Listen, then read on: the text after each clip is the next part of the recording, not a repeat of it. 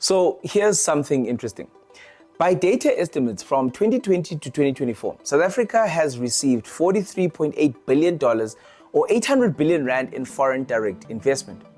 Now, when looking at DDI, which is the domestic direct investment or money that's invested by entities based in the country in the same period, this investment amount sat at around 3 trillion rand. Combined, that gives us 3.8 trillion rand that's been invested in South Africa since 2020. That's about 800 billion rand short than matching South Africa's yearly GDP, which stands at 4.6 trillion rand. While investment is crucial for South Africa's economic growth, job creation, infrastructure development, and just all-round economic competitiveness, investment impacts a country in a lot of ways. But for our example, I'll just look at 5. 1, you've got to look at economic growth. Investment drives GDP expansion by funding businesses, infrastructure, and also innovating sectors. 2, job creation. Foreign direct investment, FDI, and domestic direct investment, DDI, together support increased employment in key sectors of a country's economy, like mining, manufacturing, and even business services. These are areas that we as a country need to invest in to stabilize output and ultimately get economic growth. 3, infrastructure development. Investment helps upgrade our built environment, which also helps to make business in South Africa a lot easier. Things like roads, energy plants, and digital infrastructure. These things need to be upgraded so that we can keep up with the rest of the world. 4, technology and skills transfer. FDI often brings advanced technologies and human expertise with it, improving productivity. This is the outcome. For example, when a multinational corporation invests in South Africa, they send their key people to look after their investment, and those people bring skills that grow our collective ability to execute global level projects. And these people also transfer skills to our people. And then 5, global integration. Strong investment inflows actually enhance South Africa's role in global trade, and this helps us to compete. Okay, we're getting warmed up now, but I want to give you more context with a simplified deep dive into those investment figures that I spoke about a little bit earlier. In recent times, South Africa's investment landscape has been impacted by a whole host of things, from global uncertainty, energy crises, load shedding, and policy concerns. All these factors have impacted our economy and the investment possibilities.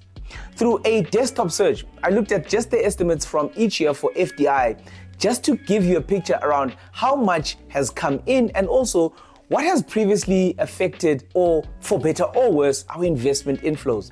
Let's start in 2020. $3.1 billion came in. But remember, there were lockdowns, disruptions, and also just a global slowdown. So this was a low number. 2022, $20.3 billion came in. This was the post-pandemic rebound. But we did get some one-off really large deals.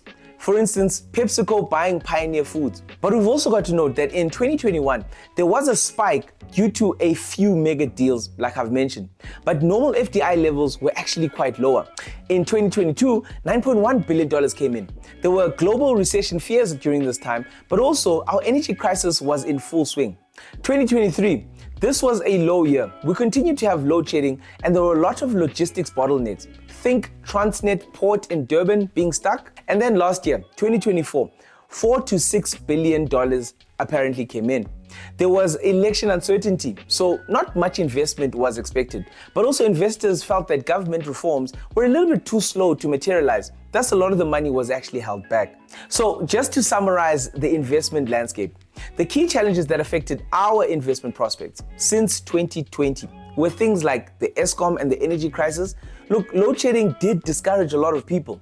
There was also policy uncertainty, slow reforms in things like mining, land, visa rules. These things also impacted in various ways the investment cases. Corruption and state capture. Look, corruption is a huge thing, and the legacy of it usually just deters investor confidence generally, and this is something that we've got to fix going forward. Then lastly, global competition. Other African markets are not sitting around and waiting. They're also fighting to attract more foreign direct investment. Think of places like Egypt, Nigeria, Morocco, Mauritius. These places are also out there looking for the same money we are. I'm sure you've noted that FDI is lower than DDI, and that should be something that we move to change, at least trying to bring them a little bit closer. A foreign euro or a dollar goes a lot further here, and this is obviously because of things like exchange rates. Also to consider, it's much easier to get somebody to invest who already is in the country. Hence, South African institutional investors are crucial for growth, very crucial. And also their investments and their ROI can easily be used to show foreign investors that we are a stable country. We're stable enough for their money. But realistically though, there are challenges that need to be addressed before we're able to be seen as investment ready on a large scale. So what is the South African government doing to get more investment in? Well, for instance, through institutions like Brand South Africa and other state economic platforms like the DTI, South Africa's Investment Conference, and provincial conferences, under the banner of Team South Africa, that's where all of these things come together.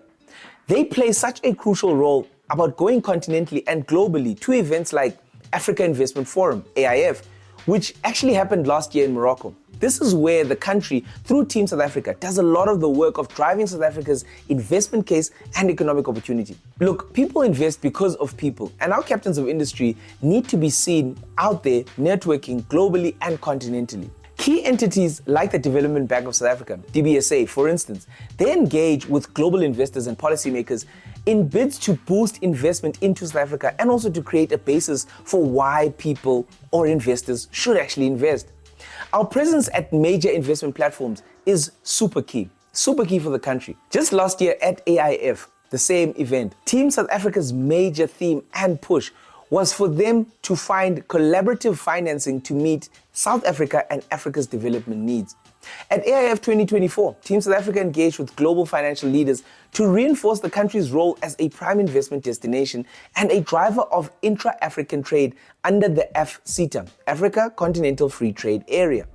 In fact, DBSA's CEO, Boitumelo Mosako, stressed the importance of institutions working together to scale up financing for South Africa and Africa's growth. Now, this type of proactive investor courting highlights the work that needs to go into creating the conditions integral for funding to address infrastructure gaps and other economic opportunities in South Africa.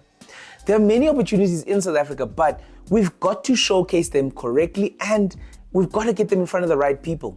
Now, with a strong economy and a commitment to sustainable development, South Africa is still a leader in attracting foreign direct investment.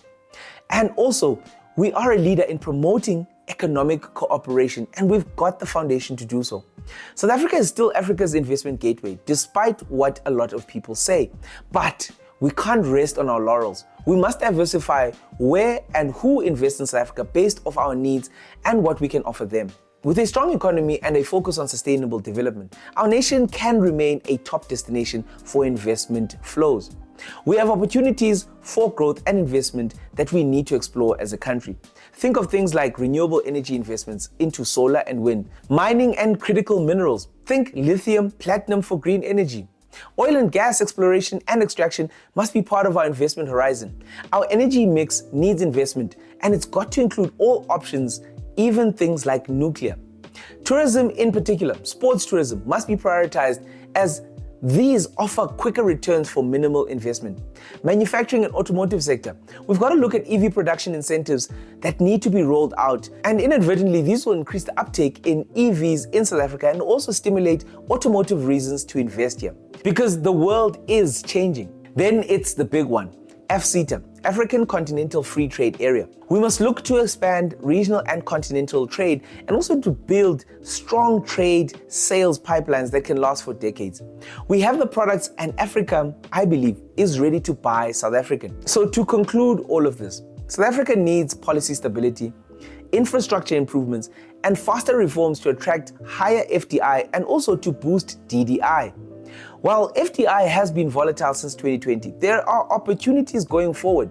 We also need to come to terms with domestic investment remaining constrained by structural issues that we can fix by just getting around the table, getting government and corporate to dialogue, to sit down and build joint programs. But we, and by we I mean those in power, need to create the conditions that will boost confidence and give ROI to investors, domestic and even foreign. We actually need to see ourselves as a business just as much as we see ourselves as a sovereign state, a country. Our brand matters, but the investment fundamentals have to be right. I honestly believe in this country. I believe in South Africa, and we have to get it working and do it right. There's no plan B. Thank you for watching this video up until this point. You're clearly interested in investment, and I dig that. Check out one of these other videos, and hopefully they'll be just as interesting as this one. Cheers.